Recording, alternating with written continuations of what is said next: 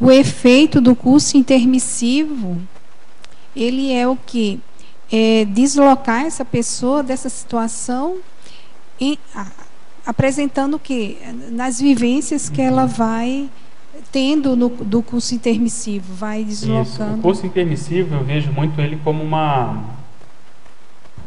um período para a pessoa poder pensar com calma, saindo dessa pressão que a baratrosfera dava, ela poder ter uma visão panorâmica.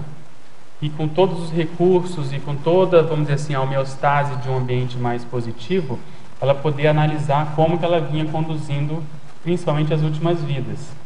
E aí, em geral, a gente vê que havia muita priorização de coisas ectópicas, de coisas meramente temporais da vida humana, coisas muito ligadas ao próprio corpo, processo às vezes afetivo, sexual, processo de dinheiro, processo de, sei lá, política, poder. Então, a pessoa começa a consciência começa a ver que as vidas é uma emendada com a outra, apesar da maioria não lembrar. Só que o que acontece? E aí ela promove uma reciclagem. Ela começa a pensar, o que eu posso fazer para liquidar essa fatura do passado, quer dizer, para sair dessa interprisão, para reconstruir a coisa que eu construí errado, dar uma outra, vamos dizer assim, um outro encaminhamento para as coisas e principalmente para as consciências e consciências que ela eventualmente ajudou a desviar. Aí ela propõe uma programação de vida. Ela vai ter ajuda extrafísica, uma monitoria ou paramonitoria, chegando até no evoluciólogo, e ela fala, olha, eu analisei mais ou menos meu caso, eu vejo que a minha tendência é essa, eu tenho alguns talentos nessa área, mas também eu deixei a desejar nessa área, nesses aspectos aqui, e eu queria então nessa próxima vida trabalhar com isso, porque eu acho que uma coisa vai acabar compensando a outra. Então, se eu nascer naquela família específica que tem a ver com o meu passado, isso vai me ajudar, porque eu vou estar com essas pessoas, enfim, um vai ajudar o outro, etc, etc. Só que qual que é o problema? Isso é um período intermissivo, né? A maioria de nós está passando pelo primeiro curso intermissivo. Então, muitas vezes, a pressão holobiográfica é maior. Então, a pessoa renasce, né, ressoma aqui, e essa pressão do passado, muitas vezes, é maior do que o próprio período intermissivo que ela passou. Então, entendeu? Uma coisa acaba, vamos dizer, pesando, e aí, dependendo de cada caso, pode predominar uma coisa ou outra. Tem pessoas que chegam na Conscienciologia jovens e ficam, e aquilo nunca passou. Tem pessoas que chegam tarde, tem pessoas que não chegam, tem pessoas que chegam já com uma condição muito mais crítica. Então, tudo isso é em função desse ensejo do passado na vida atual, entende? Então, tudo isso tem que ser levado em consideração na hora que a gente for fazer a análise. É difícil ter uma generalização. Ok? Você quer falar? Na página 2, em Crescendologia, podia explicar o crescendo lucidológico na série X?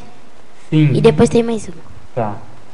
É o crescendo da lucidez, quer dizer, o crescendo do quanto a gente fica mais lúcido, mais acordado ao longo das vidas. Então, em geral, a gente parte do pressuposto que a consciência vai adquirindo cada vez mais lucidez, mais maturidade nas vidas. Principalmente agora, a partir dessa vida para as próximas, que a gente fez o curso intermissivo antes de renascer.